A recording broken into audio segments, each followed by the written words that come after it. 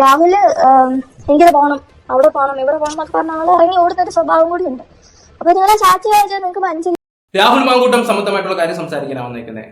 അതിജീവിതയെ അധിക്ഷേപിച്ച സംഭവം മഹിളാ കോൺഗ്രസ് നേതാവ് രജിത പുളിക്കൽ അറസ്റ്റ്.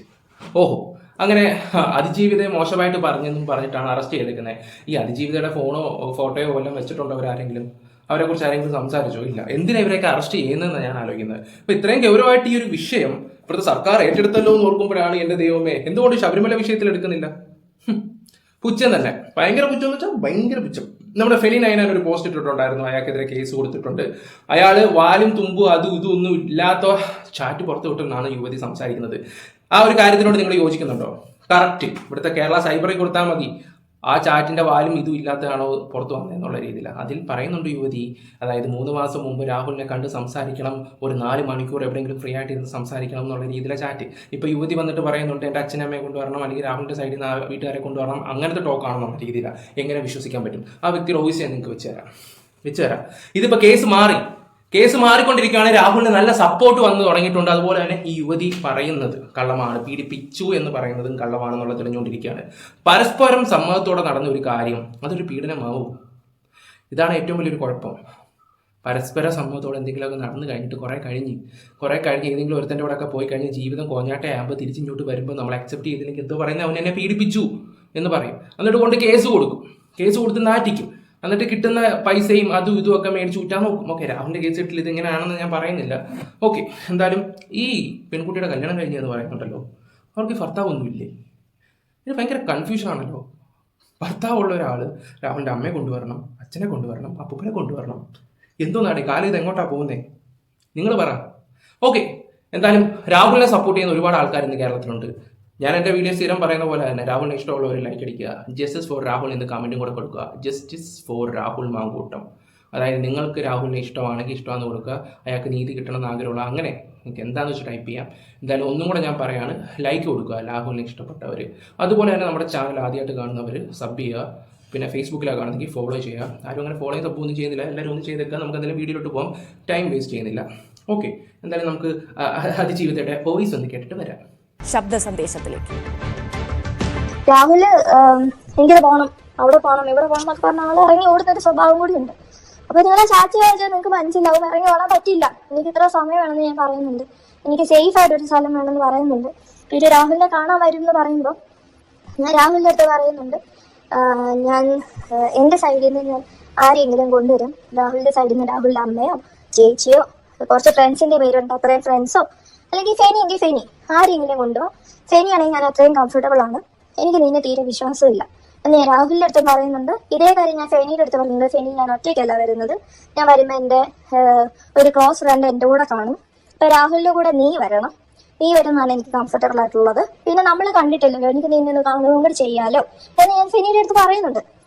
പിന്നീട് ഞാൻ ഈ സേഫ് പ്ലേസ് വേണമെന്ന് പറയുന്നുണ്ട് ഇവരായിട്ട്. അതൊക്കെയാണ് നിങ്ങൾ കണ്ടോണ്ടിരിക്കുന്നത്. ഈ തലയും വാലും ഇല്ലാത്ത കുറച്ച് ചാറ്റുകൾ മാത്രം പുറത്ത് വിട്ട് എന്നെ പീഡിപ്പിച്ച ഒരാളെ വീണ്ടും എനിക്ക് 3-4 മണിക്കൂർ കാണണം എന്ന് പറയുമ്പോൾ എന്നെ സ്ട്രക്ചർ ചെയ്യണം എന്നൊരു ഉദ്ദേശത്തോടുകൂടി മാത്രമാണ് അത് പുറത്തു വിട്ടെന്നാണ് എനിക്ക് മനസ്സിലായത്. 3-4 മണിക്കൂർ കാണുമെന്ന് പറഞ്ഞതിന്റെ ഒന്നും മനസ്സിലായിട്ടില്ല. തലയും വാലും ഇല്ലാത്ത ചാറ്റാന്ന് പറയുമ്പോൾ തന്നെ എനിക്ക് ഒട്ടും അങ്ങോട്ട് വിശ്വസിക്കാൻ പറ്റുന്നില്ല. ഫിനി പറയുന്നു, അത് കോൺഫിഡൻസോടെ പറയുന്നുണ്ട് കറക്റ്റ് ചാറ്റായിരുന്നു. ഓക്കെ, അത് സൈബറിൽ കൊടുത്താൽ മതി, അവർ കറക്റ്റായിട്ട് തെളിയിക്കുകയും ചെയ്യും. എന്നെ പീഡിപ്പിച്ച ഒരാൾ നിനക്ക് നാണവും മാനമില്ലേ എന്നൊന്നും ഞാൻ ഇവിടെ ചോദിക്കുന്നില്ല.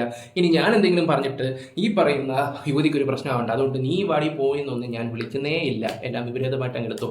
ഓക്കെ, എൻ്റെ വായിന്ന് വീടിന് പോകേണ്ടതാണ്. ഇപ്പം ഞാനൊന്നും മിണ്ടുന്നില്ല. എന്നെ പീഡിപ്പിച്ചു എന്ന് പറയുന്നു. ഓക്കെ, ക്രൂരമായി പീഡിപ്പിച്ചു എന്ന് പറയുന്ന സ്ത്രീയോട് ഞാൻ ചോദിച്ചോട്ടെ, എന്നിട്ടും 2024 നടന്ന ഈ സംഭവം ഈ 3 മാസം മുമ്പ് പിന്നെ എന്തിനാ നിങ്ങൾ മിണ്ടാൻ പോയി? ആ സമയത്ത് കൊണ്ട് കേസ് കൊടുക്കുമല്ലേ വേണ്ടത്?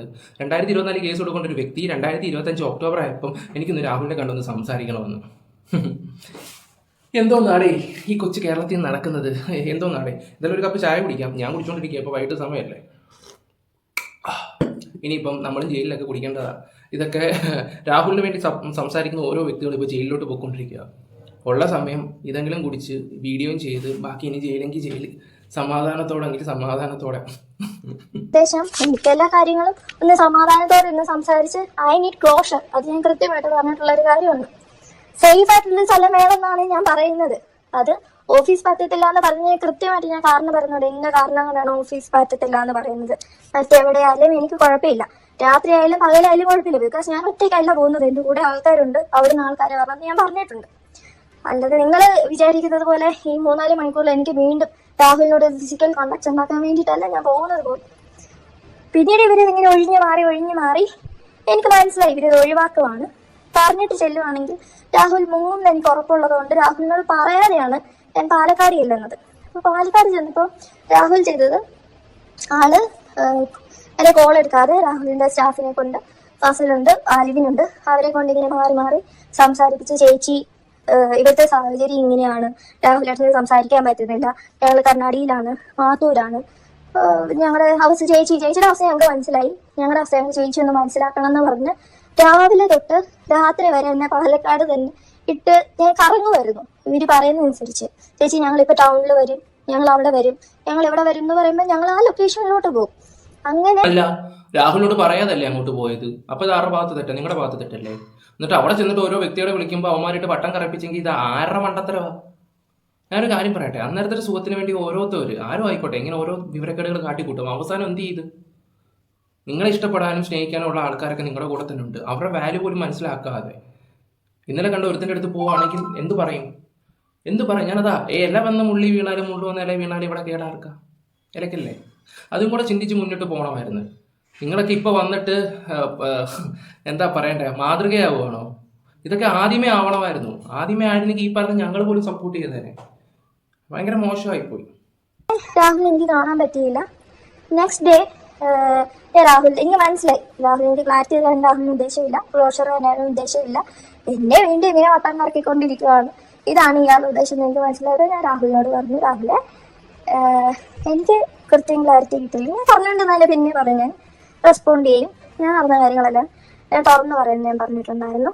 അങ്ങനെയാണ് രാഹുൽ എന്നെ വീണ്ടും, രാഹുൽ ഭീഷണി രാഹുലിന്റെ സ്ഥിരം പരിപാടിയാണ്. രാഹുൽ നിങ്ങൾക്ക് എല്ലാവർക്കും ഒരു സംശയം ഉണ്ടാവും, വീണ്ടും എങ്ങനെയാണ് ഇത്രയും ട്രോമ തരുന്ന ഒരാളുടെ അടുത്തോട്ട് നമ്മൾ വീണ്ടും എത്തുന്നതിന്. നിങ്ങൾ എല്ലാവരും അറിഞ്ഞിരിക്കുന്ന ഒരു കാര്യമാണ്, നിങ്ങൾ ട്രോമ ബോണ്ട് എന്താണെന്ന് അറിയണം, ഒരു നാർസിസിസ്റ്റ് എന്താണെന്ന് അറിയണം. നമ്മൾ ഒരു മനുഷ്യനുണ്ടാകുന്ന ഒരു ട്രോമ കഴിയുമ്പോൾ ഒരു മനുഷ്യന് ഉണ്ടാകുന്ന ഒരു ഇമോഷണൽ പ്രശ്നങ്ങളും മെന്റൽ ഹെൽത്ത് ഇഷ്യൂസ് ഒക്കെ എല്ലാവരും മനസ്സിലാക്കണം. അതിൻ്റെ കൂടെ ഒരു ഭീഷണി കൂടെ ആയി കഴിയുമ്പോൾ നമുക്കത് ഭീഷണിയാണോ സ്നേഹമാണോ എന്ന് പോലും മനസ്സിലാകാതെയാണ് നമ്മളെ ഇമോഷണലി മാനിപ്പുലേറ്റ് ചെയ്തുകൊണ്ടിരിക്കുന്നത് നമ്മളെ ഈ രാഹുൽ. അപ്പോൾ ഇത്രയും കാര്യങ്ങളുണ്ട് ഇതിന് പുറകിൽ. അപ്പോൾ ഇതിനെ പറ്റിയിട്ടുള്ള സംസാരമാണ് ഈ ഒരു ഐഡിയയും കിട്ടാതെ തലയെ വാലുമില്ലാതെ ഫെരീനേനെ പുറത്തു വിട്ടിരിക്കുന്നത്.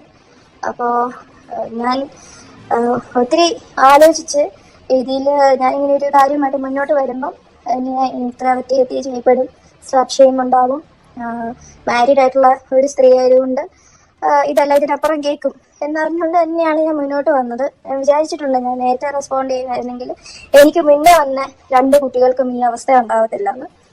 ഞാൻ ഇതൊന്നും കണ്ട് പേടിക്കില്ല എന്ന് ഞാൻ ചെനിയെ ഞാൻ ഒത്തിരി സ്നേഹത്തോടെ അറിയിക്കുകയാണ്. ഇന്നലെയായിരുന്നു. അയ്യോ, ഇതൊന്നും കണ്ട് അവൻ പേടിക്കേണ്ട ആവശ്യമൊന്നുമില്ല. അവൻ മാന്യമായിട്ട് പോസ്റ്റ് ഇട്ടിട്ട് അവൻ്റെ പാട് നോക്കി പോവുകയും ചെയ്തിട്ടുണ്ട്. പിന്നെ ഞങ്ങളാരും അതിജീവിതയും ഇവരെ ആരും കണ്ടിട്ടില്ല. ഞങ്ങളുടെ അഭിപ്രായങ്ങളാണ് ഞങ്ങൾ തുറന്നു പറയുന്നത് ഞങ്ങൾക്ക്. അപ്പം ഇവിടെ ആരും ഇവരുടെ പേരോ കാര്യങ്ങളോ ഒന്നും വെച്ചിട്ടില്ല, എന്നിട്ട് സംസാരിച്ചത് പോലുമില്ല. പിന്നെ ഇത് എന്തിന്? ആൾക്കാരെ ശ്രദ്ധ തിരിപ്പിക്കാൻ വേണ്ടി ഓരോ കാര്യങ്ങൾ ചേർക്കുന്നു, അത്രമാത്രം. ജനങ്ങൾ മണ്ടരാവാതിരിക്കുക. ഇപ്പം നിങ്ങൾക്ക് ഓരോ കാര്യങ്ങൾ മനസ്സിലായതില്ലേ? 3ാമത്തെ കേസ് കിട്ടും ചീറ്റിപ്പോയി എന്ന് തന്നെ പറയാം. അപ്പം രാഹുലിന് ജാമ്യം കിട്ടിക്കഴിഞ്ഞാൽ രാഹുൽ കുറച്ചും കൂടെ ബൂസ്റ്റ് ആകത്തുള്ളൂ. അപ്പം അത് കഴിഞ്ഞിട്ട് ഒരു 2 ആഴ്ച കൂടെ കഴിയുമ്പോൾ പുതിയൊരു യുവതി വരും, അതായത് 4ാമത്തെ യുവതി. അപ്പം നമ്മുടെ കേരള സർക്കാരിൻ്റെ എന്തെങ്കിലും ഒരു വിഷയം വരുമ്പം 4ാമത്തെ യുവതി തീർച്ചയായിട്ടും വരുന്നതാണ്. ആകപ്പാട് കോൺഗ്രസിൻ്റെ ഒരു നെഗറ്റീവ് ഇവരുടെയിലുള്ളതെന്ന് വെച്ചാൽ ഈ രാഹുലിൻ്റെ വിഷയം. പക്ഷെ കോൺഗ്രസ് ഓൾറെഡി ഇവരെ പുറത്താക്കി കഴിഞ്ഞതാണ് രാഹുലിനെ. ഓക്കെ, എന്നിട്ട് ഇനി കോൺഗ്രസിൻ്റെ നെഞ്ചത്തോട്ട് കയറാൻ ചെല്ല്, കഷ്ടം തന്നെ. ഇതിൽ നിങ്ങളുടെ അഭിപ്രായങ്ങൾ കമന്റ് ബോക്സിൽ രേഖപ്പെടുത്തുക. വീഡിയോ ഇഷ്ടപ്പെട്ട ലൈക്ക് ഷെയർ സപ്പോർട്ട് ചെയ്യുക. Bye, love U.